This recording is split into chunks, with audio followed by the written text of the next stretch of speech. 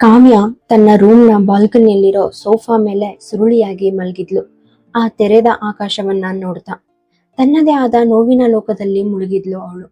ದೂರ ದೂರ ಇದ್ರು ಇಬ್ರು ಭಾವನೆಗಳು ಮಾತ್ರ ಒಂದೇ ತರ ಇತ್ತು. ಅವರಿಬ್ರು ಮಧ್ಯೆ ಇರೋ ಆ ಗ್ಯಾಪ್ ಅಥವಾ ಅಂತರ ಎಷ್ಟೇ ಇದ್ರು ಬಹುಶಃ ಅವರಿಬ್ರು ಆ ಕ್ಷಣದಲ್ಲಿ ಒಬ್ರನ್ನೊಬ್ರು ಫೀಲ್ ಮಾಡ್ತಾ ಇದ್ರು. ಮುಂಜಾನೆಯ ಮೊದಲ ಕಿರಣಗಳು ಆದಿತ್ಯನ ಕಣ್ಗಳ ಮೇಲೆ ಬಿದ್ದಾಗ ಅವನು ಕೈಗಳನ್ನ ಆಡಿಸ್ತಾ ಚಡ್ಪಡಿಸೋಕೆ ಸ್ಟಾರ್ಟ್ ಮಾಡ್ದ. ನಿಧಾನವಾಗಿ ಕಣ್ಬಿಟ್ಟು ಆಕಾಶ ನೋಡಿದಾಗ ಅವನಿಗೆ ರಿಯಲೈಸ್ ಆಯ್ತು, ತಾನು ರಾತ್ರಿ ಇಡೀ ಟೆರೆಸ್ ಮೇಲೆನೆ ಮಲಗಿದ್ದೀನಿ ಅಂತ. ಬಾಡಿ ಪೂರ್ತಿ ಪೇನ್ ಆಗ್ತಿತ್ತು. ಅವನು ಸೋಫಾದ ಹೆಡ್ ರೆಸ್ಟ್ ಮೇಲೆ ತಲೆ ಇಟ್ಟು ಕಣ್ಮುಚ್ಕೊಂಡ.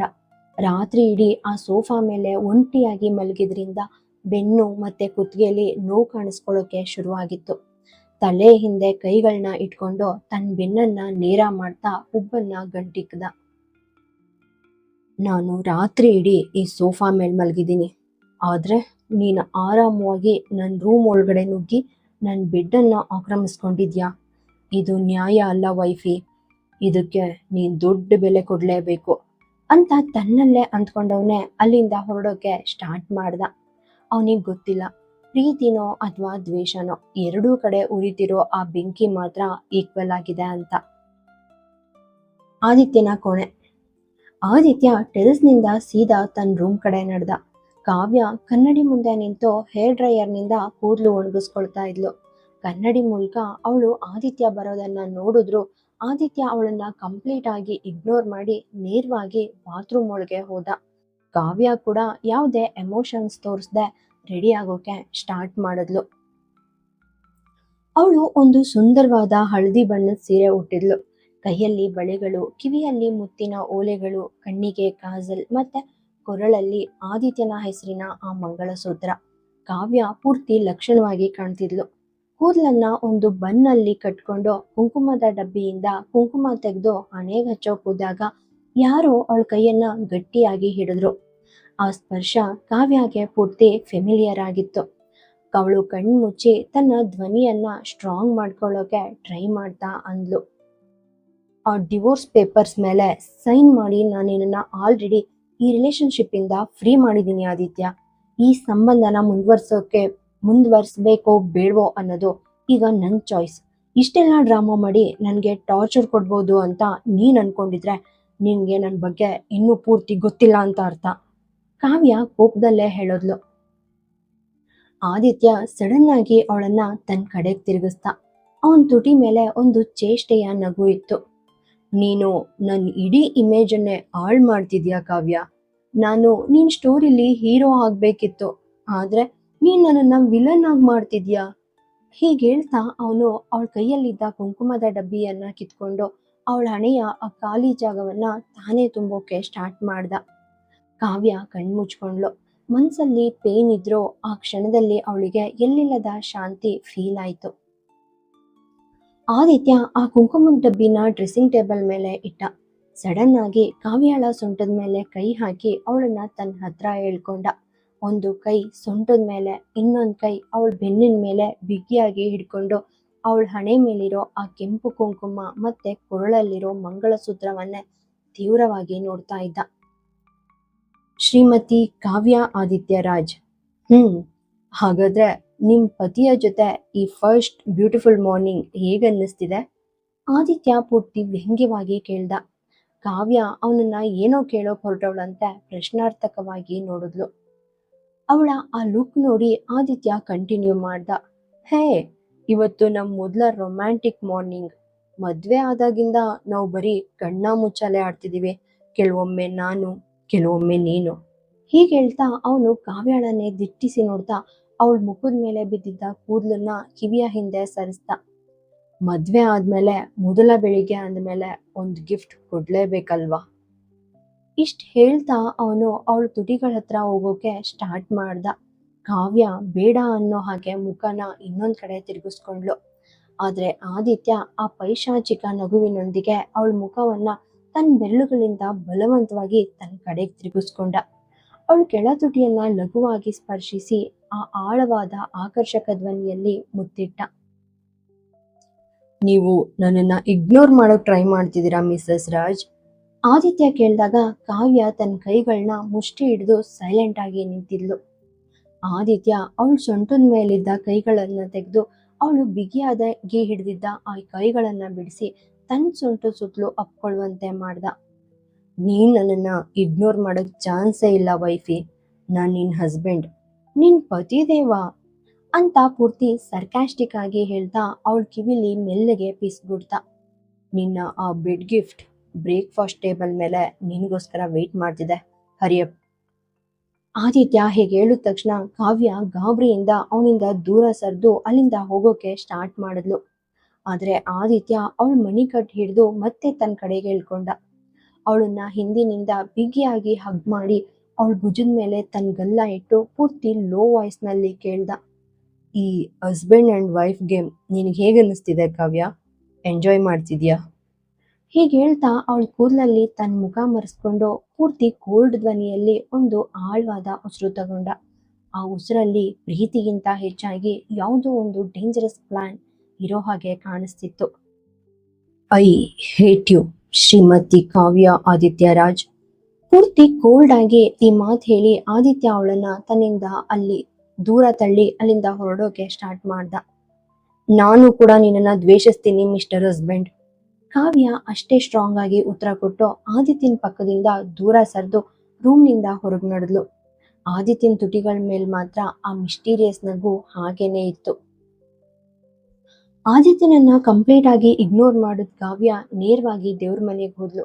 ಅಲ್ಲಿರೋ ಶ್ರೀಕೃಷ್ಣನ ಪಾದಗಳಿಗೆ ಹೂವುಗಳನ್ನ ಇಟ್ಟು ತಲೆ ಬಾಗಿಸಿ ನಮಸ್ಕರಿಸಿದ್ಲು. ಅವಳು ಎದ್ದ ತಕ್ಷಣ ಯಾರೋ ತನ್ನ ಹಣೆಯನ್ನ ಪ್ರೀತಿಯಿಂದ ಸವರ್ತಿರೋದು ಅವಳಿಗೆ ಫೀಲ್ ಆಯ್ತು. ಕಾವ್ಯ ಕಣ್ಮುಚ್ಚಿ ಒಂದು ಸಣ್ಣ ನಗು ಬೀರಿದ್ಲು.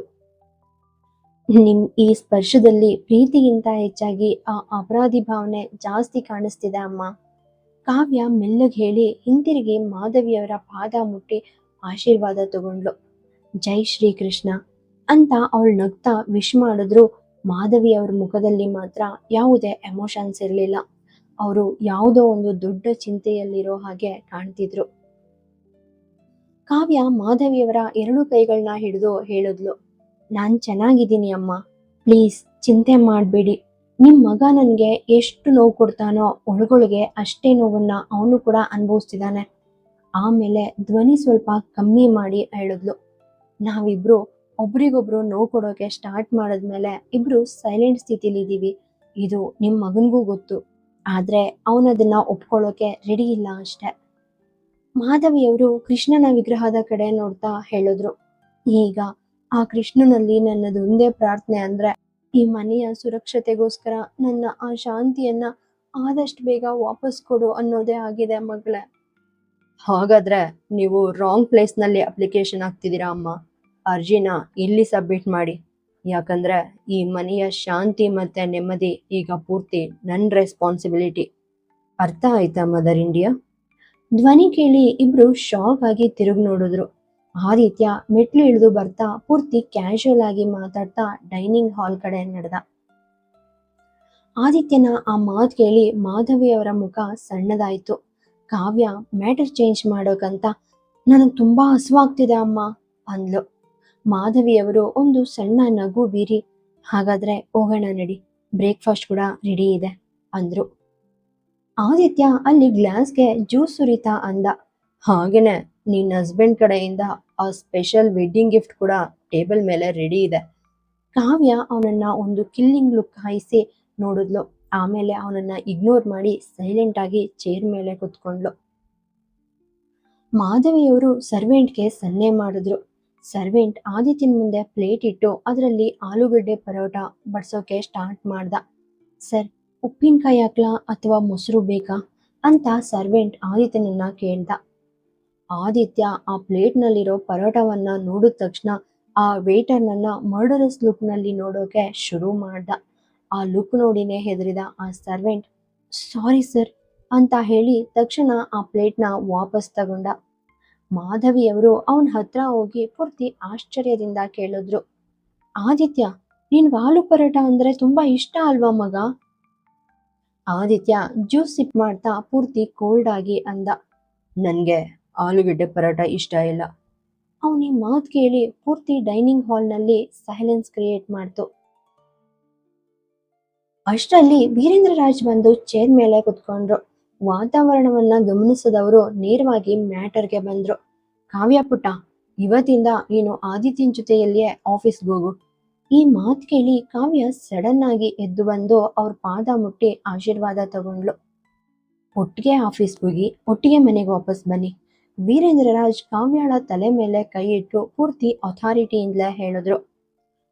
ನಾವು ಶಾಲೆಗೆ ಹೋಗ್ತಿಲ್ಲ ಅಜ್ಜ, ನಾವು ಹೋಗ್ತಿರೋದು ಆಫೀಸ್ಗೆ. ಆದಿತ್ಯ ಯಾವುದೇ ಎಮೋಷನ್ಸ್ ಇಲ್ಲದೆ ಸ್ಟ್ರೈಟ್ ಆಗಿ ಹೇಳ್ದ. ವೀರೇಂದ್ರ ರಾಜ್ ವಾಪಸ್ ಏನೋ ಹೇಳೋಕ್ ಬರೋ ಅಷ್ಟರಲ್ಲೇ ಕಾವ್ಯ ಮಧ್ಯೆ ಬಾಯಿ ಹಾಕಿದ್ಲು. ಅವ್ರು ಹೇಳ್ತಿರೋದು ಸರಿ ಗುರುಜಿ, ಹೇಗೋ ನಮ್ ದಾರಿಗಳೀಗ ಬೇರೆ ಬೇರೆ ಅಲ್ವಾ. ಆದಿತ್ಯ ಒಂದು ಆಪಲ್ ಕಚ್ತಾ ಪೂರ್ತಿ ವ್ಯಂಗ್ಯವಾಗ ಅಂದ. ನೀನ್ ನನ್ನನ್ನ ಡಿಸಪಾಯಿಂಟ್ ಮಾಡ್ತಿದ್ಯಾ ವೈಫಿ. ನಾವು ಜನ್ಮ ಜನ್ಮಗಳ ಕಾಲ ಒಟ್ಟಿಗೆ ಇರ್ಬೇಕಂತ ನಾನಂತೂ ಅನ್ಕೊಂಡಿದ್ದೆ. ಆದ್ರೆ ನೀನು ಈ ಒಂದೇ ಜನ್ಮದಲ್ಲಿ ನಮ್ಮ ದಾರಿಗಳನ್ನ ಬೇರ್ಪಡಿಸ್ತಿದ್ಯಲ್ಲ, ಇದ್ ಸರಿಯಲ್ಲ ಶ್ರೀಮತಿ ರಾಜ್. ಅವನ್ ಮಾತನ್ನ ಮತ್ತೆ ಇಗ್ನೋರ್ ಮಾಡಿದ ಕಾವ್ಯ ತನ್ನ ಪ್ಲೇಟ್ಗೆ ಅವಲಕ್ಕಿ ಹಾಕೊಳ್ಳೋಕೆ ಸ್ಟಾರ್ಟ್ ಮಾಡಿದ್ಲು. ಅಷ್ಟರಲ್ಲಿ ಸರ್ವೆಂಟ್ ಒಬ್ಳು ಕವನ ಹತ್ರ ಬಂದು ಫೋನ್ ಕೊಟ್ಲು. ಮೇಡಮ್, ಆಶ್ರಮದಿಂದ ನಿಮ್ಗೊಂದು ಅರ್ಜೆಂಟ್ ಕಾಲ್ ಬಂದಿದೆ ಅಂದ್ಲು. ಕಾವ್ಯ ಫೋನ್ ತಗೊಂಡು ಹಲೋ ಅಂದ್ಲು. ಫೋನ್ನಲ್ಲಿ ಆ ಕಡೆಯಿಂದ ಕೇಳಿದ ವಿಷಯ ಅವಳನ್ನ ಪೂರ್ತಿ ಶಾಕ್ ಮಾಡ್ತು. ಅವಳ ಕಣ್ಣುಗಳು ತೇವವಾಗಿದ್ವು. ಅವಳು ಆರ್ದ್ರ ಕಣ್ಣುಗಳಿಂದ ಆದಿತ್ಯನನ್ನ ದಿಟ್ಟಿಸಿ ನೋಡೋಕೆ ಸ್ಟಾರ್ಟ್ ಮಾಡಿದ್ಲು. ಆದಿತ್ಯ ಕಾವ್ಯಾಳನ್ನ ನೋಡ್ದೇನೆ ಆಪಲ್ ಕಚ್ತಾ ಒಂದು ಪೈಶಾಚಿಕ ನಗುವಿನೊಂದಿಗೆ ಹೇಳ್ದ. ಮಿಸ್ಸಸ್ ರಾಜ್, ಇದೇ ನೋಡಿ ಆ ವೆಡ್ಡಿಂಗ್ ಗಿಫ್ಟ್. ಇಷ್ಟು ಹೇಳ್ತಾ ಅವನು ತನ್ನ ಚೇರಿಂದ ಎದ್ದೊಳಗೆ ಸ್ಟಾರ್ಟ್ ಮಾಡ್ದ. ಕಾವ್ಯ ಸಡನ್ ಆಗಿ ಎದ್ದು ನಿಂತು ತನ್ನ ಎರಡೂ ಕೈಗಳನ್ನ ಡೈನಿಂಗ್ ಟೇಬಲ್ ಮೇಲೆ ಊರಿ ಕಿರ್ಚಿದ್ಲು. ನೀನ್ ಈ ತರಹ ಏನು ಮಾಡಕ್ ಸಾಧ್ಯ ಇಲ್ಲ Aditya, you can't do this. ಕಾವ್ಯಾಳ ಆ ನಡುತ್ತಿರೋ ಧ್ವನಿ ಕೇಳಿ ಆದಿತ್ಯ ಹಿಂದೆ ತಿರುಗಿ ಬಂದ. ಅವಳು ಎದುರು ನಿಂತು ತನ್ನ ಎರಡೂ ಕೈಗಳನ್ನ ಟೇಬಲ್ ಮೇಲೂರಿ ಅವಳ ಕಣ್ಣಲ್ಲೇ ಕಣ್ಣಿಟ್ಟು ದಿಟ್ಟಿಸ್ದ. ನನ್ನನ್ನ ತಡೆಯೋಕೆ ಯಾರಿಂದ ಸಾಧ್ಯ ಅನ್ಕೊಂಡಿದ್ಯಾ ಅಂತ ಸಖತ್ ಕೋಲ್ಡ್ ಆಗಿ ಕೇಳ್ದ. ನಾನ್ ನಿನ್ನನ್ನ ತಡೆಯೋಕ್ ಬರಲ್ಲ ಆದಿತ್ಯ, ಆದ್ರೆ ನೆನ್ಪಿಟ್ಕೋ, ಆ ಆಶ್ರಮದ ಒಂದ್ ಇಟ್ಕೆ ಕೂಡ ಅಲ್ಲಾಡೋಕೆ ನಾನ್ ಬಿಡಲ್ಲ. ಕಾವ್ಯ ಅಷ್ಟೇ ಹಠದಿಂದ ಅವನ್ ಕಣ್ಣುಗಳನ್ನೇ ದಿಟ್ಟಿಸ್ತಾ ಹೇಳಿದ್ಲು. ಆದಿತ್ಯ ಅವಳ ಹತ್ರ ಇನ್ನೂ ಸ್ವಲ್ಪ ಬಾಗಿ ಅವಳ ಮುಖದ ಹತ್ರ ತನ್ನ ಮುಖ ತಂದು ಹೇಳ್ದ. ಹಾಗಾದ್ರೆ ಕೇಳಿಸ್ಕೊ ಮೈ ಡಿಯರ್ ವೈಫಿ, ಆ ಇಟ್ಕೆ ಆಲ್ರೆಡಿ ಅಲ್ಗಾಡಾಗಿದೆ. ಬಿಲ್ಡಿಂಗ್ ಈಗ ಕುಸಿಯೋ ಹಂತದಲ್ಲಿದೆ. ಹೋಗು, ನಿನ್ನ ಆ ಆಶ್ರಮವನ್ನ, ನಿನ್ನ ಆ ಮನೆಯನ್ನ, ನಿನ್ನ ಆ ತಾಯಿಯ ಸಮಾನವಾಗಿರೋ ಆ ಜಾಗವನ್ನ ಉಳಿಸ್ಕೊ. ಹರಿಯಪ್. ಇಷ್ಟು ಹೇಳಿ ಆದಿತ್ಯ ಒಂದು ಡೇಂಜರಸ್ ವಿಲನ್ ತರ ನಗೋದಕ್ಕೆ ಸ್ಟಾರ್ಟ್ ಮಾಡ್ದ. ಮಾಧವಿ ಮತ್ತೆ ವೀರೇಂದ್ರ ರಾಜ್ ಅವರಿಬ್ಬರ ನಡುವೆ ನಡೀತಿರೋ ಈ ಯುದ್ಧವನ್ನ ಅಸಹಾಯಕತೆಯಿಂದ ನೋಡ್ತಾ ಅಲ್ಲೇ ಫ್ರೀಸ್ ಆಗಿದ್ರು. ಕಾವ್ಯ ಗಾಬರಿಯಿಂದ ವೀರೇಂದ್ರ ರಾಜ್ ಅವರನ್ನ ನೋಡ್ತಾ ಕೇಳಿದ್ಲು. ಗುರುಜಿ, ನೀವ್ಯಾಕೆ ಇನ್ನೂ ಸೈಲೆಂಟ್ ಆಗಿದ್ದೀರಾ? ನಿಮ್ ಪರ್ಮಿಷನ್ ಇಲ್ದ ಇವನು ಆಶ್ರಮದ ಬಗ್ಗೆ ಈ ತರಹದ ಡಿಸಿಷನ್ ತಗೊಳಕ್ಕೆ ಹೇಗ್ ಸಾಧ್ಯ? ಆದಿತ್ಯ ಸಡನ್ ಆಗಿ ತನ್ನ ಕೈಯಿಂದ ಕಾವ್ಯಾಳ ಮುಖವನ್ನ ವೀರೇಂದ್ರ ರಾಜ್ ಕಡೆಯಿಂದ ತನ್ನ ಕಡೆಗೆ ತಿರುಗಿಸ್ಕೊಂಡ. ನಾನು ಅದನ್ನ ಮಾಡಬಹುದು ವೈಫಿ. ನಿನ್ ಗುರೂಜಿ ನಿನ್ಗೆ ಈ ವಿಷಯ ಹೇಳಿಲ್ಲ ಅನ್ಸುತ್ತೆ. ನಿನ್ ಆಶ್ರಮ ಇರೋ ಆ ಪ್ರಾಪರ್ಟಿನ ಆ ಅಜ್ಜಿ ನನ್ನ ಹೆಸರಲ್ಲಿ ತಗೊಂಡಿದ್ದಾರೆ, ನನ್ನ 5ನೇ ಬರ್ಡೇ ಗಿಫ್ಟ್ ಆಗಿ. ಆಮೇಲೆ ವೀರೇಂದ್ರ ರಾಜ್ ಅವರನ್ನ ನೋಡ್ತಾ ವ್ಯಂಗ್ಯವಾಗಿ ಕೇಳ್ದ, ಅಲ್ವಾ ತಾತ? ಕಾವ್ಯ ನಂಬ್ಲಾರ್ದೆ ವೀರೇಂದ್ರ ರಾಜ್ ಅವರನ್ನ ನೋಡಿದ್ಲು. ಆದ್ರೆ ವೀರೇಂದ್ರ ರಾಜ್ ಅವರು ತಲೆ ತಗ್ಸಿ ನಿಂತಿದ್ರು. ಅವರ ಆ ಮೌನವೇ ಆದಿತ್ಯ ಹೇಳ್ತಿರೋದು ಸತ್ಯ ಅಂತ ಪ್ರೂವ್ ಮಾಡ್ತಿತ್ತು. ಕಾವ್ಯಾಳ ಕಣ್ಣಲ್ಲಿ ನೀರ್ ತುಂಬಿಕೊಂಡ್ವು. ಆದಿತ್ಯ ಅವಳ ಕಣ್ಣೀರನ್ನ ಒರೆಸ್ತಾ ಕಂಟಿನ್ಯೂ ಮಾಡ್ದ. ನಿಮ್ ಗುರೂಜಿ ನಿನಗಿದನ್ನ ಕಲ್ಸ್ಕೊಟ್ಟಿಲ್ಲ ಅನ್ಸುತ್ತೆ. ಬಿಸ್ನೆಸ್ ಅಂದ್ಮೇಲೆ ಅಲ್ಲಿ ಬರೀ ಲಾಭ ಮತ್ತೆ ನಷ್ಟವನ್ನ ಮಾತ್ರ ನೋಡ್ತಾರೆ. ವೀರೇಂದ್ರ ರಾಜ್ ಅವರನ್ನೇ ದಿಟ್ಟಿಸುತ್ತಾ ಅಂದ. ಅಲ್ಲಿ ಎಮೋಷನ್ಸ್ಗೆ ಜಾಗ ಇಲ್ಲ. ಈ ಜ್ಞಾನವನ್ನ ಅವ್ರು ನನಗೆ 9ನೇ ವಯಸ್ಸಿನಲ್ಲೇ ಕೊಟ್ಬಿಟ್ಟಿದ್ದಾರೆ. ಕಾವ್ಯ ಪೂರ್ತಿ ಕೋಪ ಮತ್ತೆ ನೋವಿನಿಂದ ಆದಿತ್ಯನನ್ನ ನೋಡ್ತಾ ಹೇಳಿದ್ಲು. ಅದು ನನ್ ಮನೆ ಆದಿತ್ಯ, ಅಲ್ಲಿರೋದು ನನ್ ಫ್ಯಾಮಿಲಿ. ಅದು ನಿನ್ ಪಾಲಿಗೆ ಬರೀ ವ್ಯವಹಾರ ಇರಬಹುದು, ಆದ್ರೆ ನನ್ಗದು ಜೀವ. ಆದಿತ್ಯ ತನ್ನ ಆ ಪ್ರಶ್ನಾರ್ಥಕ ಕಣ್ಣುಗಳಿಂದ ಕಾವ್ಯಾಳನ್ನ ದಿಟ್ಟಿಸಿ ನೋಡ್ತಾ ಒಂದು ವಕ್ರವಾದ ನಕ್ಕು ಅಂದ. ಕುಟುಂಬ ಅಂದ್ರೇನ್ ಕಾವ್ಯ? ಆ ಪದಕ್ಕೆ ಅರ್ಥ ಏನನ್ನೋದೇ ನನ್ನ ಡಿಕ್ಷನರಿಯಲ್ಲಿ ಇಲ್ಲ. ನನಗೆ ಆ ಆಶ್ರಮ ಅನ್ನೋದು ಕೇವಲ ಒಂದು ಚಾರಿಟಿ ಅಷ್ಟೇ, ಅದಕ್ಕಿಂತ ಹೆಚ್ಚೇನೂ ಇಲ್ಲ. ಅವರಿಬ್ಬರ ಮಧ್ಯೆ ಬೆಂಕಿಯಂತೆ ಉರಿತಿದ್ದ ಆ ಜಗಳವನ್ನ ಹೇಗಾದ್ರೂ ಮಾಡಿ ನಿಲ್ಲಿಸ್ಬೇಕಂತ ವೀರೇಂದ್ರ ರಾಜ್ ಅವರು ಸ್ವಲ್ಪ ಕನ್ಫ್ಯೂಸ್ಡ್ ವಾಯ್ಸ್ ನಲ್ಲಿ ಹೇಳಿದ್ರು. ಮಗಳೇ, ಆ ಆಶ್ರಮವನ್ನ ಪೂರ್ತಿ ನಾಶ ಮಾಡ್ತಿಲ್ಲ, ಅದನ್ನ ಜಸ್ಟ್ ಬೇರೆ ಕಡೆಗೆ ಶಿಫ್ಟ್ ಮಾಡ್ತಿದೀವಿ ಅಷ್ಟೇ, ಅದನ್ನ ಕೆಡವೋದಿಲ್ಲ. ಆದ್ರೆ ವೀರೇಂದ್ರ ರಾಜ್ ಅವರ ಮಾತನ್ನ ಅರ್ಧಕ್ಕೆ ಕಟ್ ಮಾಡಿದ ಕಾವ್ಯ ಅವ್ರನ್ನ ಅಸಹಾಯಕತೆಯಿಂದ ನೋಡ್ತಾ ಹೇಳಿದ್ಲು. ಇದಾ ಗುರುಜಿ ನೀವ್ ಹೇಳ್ತಾ ಇರೋದು? ಆ ಜಾಗದ ಪ್ರತಿಯೊಂದು ಇಂಚಿನ ಜೊತೆಗೂ ಅಲ್ಲಿರೋ ಪ್ರತಿಯೊಬ್ಬ ವ್ಯಕ್ತಿಯು ಹೃದಯದಿಂದ ಕನೆಕ್ಟ್ ಆಗಿದ್ದಾರೆ. ನೀವು ಕೂಡ, ನಾನು ಕೂಡ. ಅಲ್ಲಿರೋ ಎಲ್ರು ಆ ಜಾಗವನ್ನೇ ದೇವಸ್ಥಾನ ಅಂತ ನಂಬಿದ್ದಾರೆ. ಹೀಗಿರ್ಬೇಕಂದ್ರೆ ಅಲ್ಲಿಂದ ಬೇರೆ ಕಡೆ ಹೋಗೋದನ್ನ ಯಾರ್ ಸಹಿಸೋಕ್ ಸಾಧ್ಯ ಇಲ್ಲ. ಇದ್ ಹೇಗ್ ಸಾಧ್ಯ ಗುರೂಜಿ? ಕಾವ್ಯ ನೋವು ಮತ್ತೆ ಕೋಪದಿಂದ ತನ್ನ ಮುಷ್ಟಿಯನ್ನ ಬಿಗಿಯಾಗಿ ಹಿಡ್ಕೊಂಡು ಒಂದೇ ಉಸಿರಲ್ಲಿ ತನ್ನ ಒಳಗಿರೋ ಆಕ್ರೋಶವನ್ನ ಹೊರ ಹಾಕಿದ್ಲು. ಮಾಧವಿ ಅಲ್ಲಿ ನಿಂತು ಎಲ್ಲವನ್ನು ನೋಡ್ತಾ ಆದಿತ್ಯನ್ಗೆ ಏನೋ ಹೇಳೋಕೆ ಬಂದ್ರು. ಆದ್ರೆ ಕಾವ್ಯಾಳ ಕಣ್ಣೀರನ್ನೇ ದಿಟ್ಟಿಸಿ ನೋಡ್ತಿದ್ದ ಆದಿತ್ಯ ತಾಯಿಯ ಕಡೆ ಮುಖ ಕೂಡ ಮಾಡದೆ ಕೈ ತೋರಿಸಿ ಅವರನ್ನ ಸುಮ್ಮನಿರಿಸ್ದ. ನೀವೇನು ಹೇಳೋ ಅಗತ್ಯ ಇಲ್ಲ ಅಮ್ಮ. ನಾನ್ ಮಾಡ್ತಿರೋ ತಪ್ಪು ಅಂತ ನನಗೂ ಗೊತ್ತು. ಯಾವತ್ತೂ ನನ್ ತಪ್ಪೇ ಅಲ್ವಾ? ಆದಿತ್ಯ ಪೂರ್ತಿ ಕೋಲ್ಡ್ ಆಗಿ ಅವರನ್ನ ನೋಡ್ತಾ ಅಂದ. ನಾನು ನಿನ್ನೆ ಅಷ್ಟೇ ಹೇಳಿದ್ದೆ ಅಲ್ವಾ, ನನ್ಗೆ ತಪ್ಪು ಮಾಡೋದಂದ್ರೆ ತುಂಬಾ ಇಷ್ಟ ಅಂತ. ಆದಿತ್ಯನ ಆ ತಣ್ಣನೆಯ ಕಣ್ಣುಗಳನ್ನ ನೋಡಿ ಮಾಧವಿಯವರಿಗೆ ತಡೆಯೋಕಾಗ್ಲಿಲ್ಲ. ಮಗನೊಳಗಿರೋ ಆ ದ್ವೇಷ ಮತ್ತೆ ತನ್ನ ಅಸಹಾಯಕತೆಯನ್ನ ನೆಂದು ಅವ್ರು ಅಲ್ಲೇ ಅಳೋಕೆ ಸ್ಟಾರ್ಟ್ ಮಾಡಿದ್ರು. ಅಳ್ಬೇಡಿ ಅಮ್ಮ, ನಿಮ್ ಪ್ರೀತಿ ಮತ್ತೆ ಭಾವನೆಗಳು ಅವನ ಮೇಲೆ ಯಾವುದೇ ಪರಿಣಾಮ ಬೀರಲ್ಲ ಅಂತ ಕಾವ್ಯ ಆದಿತ್ಯನ್ಗೆ ಕೌಂಟ್ರು ಕೊಟ್ಲು. ಆಮೇಲೆ ವೀರೇಂದ್ರ ರಾಜ್ ಅವರನ್ನ ನೋಡ್ತಾ ಹೇಳಿದ್ಲು, ಅವನ್ ಪ್ರತಿಯೊಂದು ಮಾತನ್ನು ಒಪ್ಕೊಂಡು ಅವನ್ ಮುಂದೆ ನೀವು ದುರ್ಬಲರಾಗಿ ತಲೆ ತಗ್ಸಿ ನಿಂತ್ರೆ ಅವನು ನಿಮ್ ಹತ್ರ ಬರ್ತಾನೆ ಅಂತ ನೀವಿನ್ನೂ ಅನ್ಕೊಂಡಿದ್ರೆ ಅದು ನಿಮ್ ದೊಡ್ಡ ತಪ್ಪು ತಿಳುವಳಿಕೆ ಗುರೂಜಿ. ಕಾವ್ಯ ಮತ್ತೆ ಆದಿತ್ಯನನ್ನ ನೋಡ್ತಾ ಪೂರ್ತಿ ವ್ಯಂಗ್ಯವಾಗಿ ಅಂದ್ಲು. ಪ್ರೀತಿ ಭಾವನೆ ಅನ್ನೋ ಮಾತುಗಳು ಅವನ ಹತ್ರ ಇಲ್ಲ, ಅವನ್ ನಿಘಂಟಿನಲ್ಲೇ ಆ ಪದಗಳಿಲ್ಲ ಅಲ್ವಾ ಮಿಸ್ಟರ್ ಹಸ್ಬೆಂಡ್? ನಾನ್ ಹೇಳಿದ್ ಕರೆಕ್ಟ್ ತಾನೇ? ಹೀಗೆ ಹೇಳ್ತಾ ಅವಳು ಒಂದು ವಕ್ರ ನಗುವಿನೊಂದಿಗೆ ಅಲ್ಲಿಂದ ಹೊರಡೋಕೆ ಸ್ಟಾರ್ಟ್ ಮಾಡಿದ್ಲು. ಆದಿತ್ಯ ಕಾವ್ಯಾಳ ಮಣಿಕಟ್ಟನ್ನ ಪೂರ್ತಿ ಫೋರ್ಸ್ ಇಂದ ಎಳೆದು ತನ್ನ ಹತ್ರಕ್ ತಂದ. ಅವಳ ಸೊಂಟದ ಮೇಲೆ ಕೈಗಳನ್ನ ಬಿಗಿಯಾಗಿ ಹಿಸ್ಕಿ ಹಲ್ ಕಡಿದು ಪೂರ್ತಿ ಕೋಲ್ಡ್ ಆಗಿ ಹೇಳ್ದ, ನೀನ್ ಹೇಳಿದ್ದು 100ಕ್ಕೆ 100 ಸರಿ ಶ್ರೀಮತಿ ರಾಜ್. ಕಿಂಡದಂತೆ ಉರಿತಿರೋ ಕಣ್ಗಳಿಂದ ಅವಳನ್ನ ದಿಟ್ಟಿಸ್ತಾ ಕಂಟಿನ್ಯೂ ಮಾಡ್ದ. ನನ್ನ ಹತ್ರ ಯಾವುದೇ ಪ್ರೀತಿ ಇಲ್ಲ, ಯಾವ ಭಾವನೆಗಳು ಇಲ್ಲ. ಇಡೀ ರಾಜ್ವಿಲ್ಲದ ಸುತ್ತಲೂ ಒಮ್ಮೆ ಹದ್ದಿನಂತೆ ಕಣ್ಣಾಡಿಸಿದ ಆದಿತ್ಯನ ನೋಟ ಮತ್ತೆ ಕಾವ್ಯಾಳ ಮೇಲೆ ಬಿತ್ತು. ಯಾಕಂದ್ರೆ ಪ್ರೀತಿ ಮತ್ತೆ ಭಾವನೆಗಳ ಕಾಂಟ್ರಾಕ್ಟರ್ಸ್ ಕೇವಲ ಈ ರಾಜ್ವಿಲ್ಲದಲ್ಲಿ ಮಾತ್ರ ಉಳ್ಕೊಂಡಿದ್ದಾರೆ ಅಲ್ವಾ? ಕಾವ್ಯ ಆದಿತ್ಯನ ಈ ಭೀಕರ ರೂಪ ನೋಡಿ ಅಜ್ಜ ಮತ್ತು ಮಾಧವಿಯವರ ಮುಂದೆ ಮುಜುಗರದಿಂದ ಅವನಿಂದ ದೂರ ಹೋಗೋಕೆ ಟ್ರೈ ಮಾಡಿದ್ಲು. ಆದ್ರೆ ಆದಿತ್ಯ ಅವಳನ್ನ ಇನ್ನೂ ಬಿಗಿಯಾಗಿ ಹಿಡ್ಕೊಂಡ. ಪ್ರೀತಿಯ ಮೊದಲ ಗುತ್ತಿಗೆದಾರ ನಮ್ ಅರವಿಂದ್ ರಾಜ್, ಇವನು ತನ್ನ ಹೆಂಡತಿಯನ್ನ ಬಿಟ್ಟು ಬೇರೆ ಕಡೆ ಸಂಸಾರ ಮಾಡ್ತಾನೆ. ಇನ್ನು 2ನೇ ಗುತ್ತಿಗೆದಾರ ಅಂತ ಅಜ್ಜನನ್ನ ನೋಡ್ತಾ ಹೇಳ್ದ. ಪೇರೆಂಟ್ಸ್ ಪ್ರೀತಿ ಇಲ್ಲದ ಆ 9 ವರ್ಷದ ಮಗುವಿಗೆ ಪ್ರೀತಿ ಕೊಡೋ ಬದಲು ಅವನನ್ನ ಬೋರ್ಡಿಂಗ್ಗೆ ಎಸ್ತು ಕೈ ತೊಳ್ಕೊಂಡವ್ರು ನೀವು. ಆಮೇಲೆ ಮಾಧವಿಯವ್ರ ಕಡೆ ತಿರುಗಿ ಸಖತ್ ಕ್ರೂರವಾಗಿ ಹೇಳ್ದ, ಯಾವ ತಾಯಿಯಾದ್ರೂ ತನ್ನ ಮಗುವನ್ನ ಅಸಹಾಯಕವಾಗಿ ಒಂಟಿಯಾಗಿ ಬಿಟ್ಟು ಸಾವನ್ನ ಆರಿಸ್ಕೊಳ್ತಾಳ ಅಮ್ಮ? ಕೊನೆಯದಾಗಿ ಕಾವ್ಯಾಳ ಕಣ್ಣಲ್ಲಿ ಕಣ್ಣಿಟ್ಟು ಹೇಳ್ದ, ಇನ್ನು ನೀನು ಪ್ರೀತಿ ಮತ್ತೆ ಭಾವನೆಗಳನ್ನ ರಿವೆಂಜ್ ತೀರಿಸ್ಕೊಳ್ಳೋ ಆಯುಧಗಳಾಗಿ ಬದಲಾಯಿಸ್ತವಳು ನೀನು. ಇಷ್ಟು ಹೇಳಿ ಆದಿತ್ಯ ಎಲ್ಲರನ್ನ ಒಮ್ಮೆ ಹೀಯಾಳಿಸಿ ನೋಡ್ದ. ಪ್ರೀತಿ, ಎಮೋಷನ್ಸ್, ಭಾವನೆಗಳು ಇದೆಲ್ಲವೂ ನನ್ನ ಪಾದದ ಧೂಳಿಗೆ ಸಮ, ಮೈ ಫುಟ್ ಅಂತ ಗರ್ಜಿಸಿ ಅಲ್ಲಿಂದ ವೇಗವಾಗಿ ಹೊರಟೋದ. ಆದಿತ್ಯ ಸ್ವಲ್ಪ ದೂರ ಹೋಗಿ ಮತ್ತೆ ಏನೋ ನೆನಪಾದವನಂತೆ ಮಾಧವಿಯವ್ರ ಕಡೆಗೆ ತಿರುಗ್ದ. ಅವ್ರ ಹತ್ರ ಬಂದು ಪೂರ್ತಿ ತಣ್ಣನೆಯ ಧ್ವನಿಯಲ್ಲಿ ಅವ್ರ ಭುಜವನ್ನ ಹಿಡ್ಕೊಂಡ. ನಿಮ್ಗೇನಾದ್ರೂ ಹಾಗನ್ನಿಸ್ತಿದ್ಯಾ ಅಮ್ಮ? ಅಂದ್ರೆ ಮದ್ವೆ ಆದ್ಮೇಲೆ ನನ್ ಗಮನ ನಿಮ್ಮಿಂದ ಶಿಫ್ಟ್ ಆಗಿ ನನ್ನ ಹೆಂಡತಿ ಕಡೆ ಹೋಗಿದೆ ಅಂತ. ಹ್ಮ್ ನಾನೇನಷ್ಟ್ ಕೆಟ್ಟ ಮಗ ಅಲ್ಲ ಮದರ್ ಇಂಡಿಯಾ. ಹೀಗೆ ಹೇಳ್ತಾ ಅವನು ಮಾಧವಿಯವರ ಮುಖವನ್ನ ತನ್ನ ಕೈಗಳಲ್ಲಿ ಹಿಡಿದು ಅವ್ರ ಹಣೆಗೆ ಒಂದು ಮುತ್ತಿಟ್ಟ. ಆ ಮುತ್ತಿನಲ್ಲಿ ಮಮತೆಗಿಂತ ಹೆಚ್ಚಾಗಿ ಯಾವುದೋ ಒಂದು ಡೇಂಜರಸ್ ಪ್ಲಾನ್ ಇರೋ ಹಾಗೆ ಕಾಣ್ತಿತ್ತು.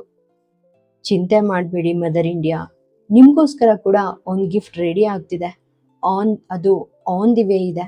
ಇವತ್ ಸಂಜೆ ಅಷ್ಟೊತ್ತಿಗೆ ನಿಮ್ಮನ್ನ ತಲುಪುತ್ತೆ. ಮಾಧವಿಯವರ ಕೆನ್ನೆಗಳನ್ನ ಲಘುವಾಗಿ ತಟ್ಟಿದ ಆದಿತ್ಯ ಒಂದು ಕ್ರೂರವಾದ ನಗೆ ಬೀರಿ ಹೇಳ್ದ, ವೇಟ್ ಮಾಡ್ತಾ ಇರಿ. ಇಡೀ ಫ್ಯಾಮಿಲಿಗೆ ಒಂದು ಚೀಟಿಂಗ್ ಸ್ಮೈಲ್ ಕೊಟ್ಟು ಅವನು ಅಲ್ಲಿಂದ ತ್ವರಿತವಾಗಿ ಹೊರಟೋದ. ಆದಿತ್ಯ ಹೋದ್ಮೇಲೆ ಆ ಇಡೀ ಡೈನಿಂಗ್ ಹಾಲ್ನಲ್ಲಿ ಒಂದು ವಿಚಿತ್ರವಾದ ಡೆಡ್ ಸೈಲೆನ್ಸ್ ಆವರಿಸಿತ್ತು. ಒಂದು ದೊಡ್ಡ ಸುನಾಮಿ ಎಲ್ಲವನ್ನ ಧ್ವಂಸ ಮಾಡಿ ಹೋದ ಮೇಲೆ ಉಳಿಯೋ ಆ ಭೀಕರವಾದ ನಿಶಬ್ದ ಅಲ್ಲಿ ನೆಲೆಸಿತ್ತು.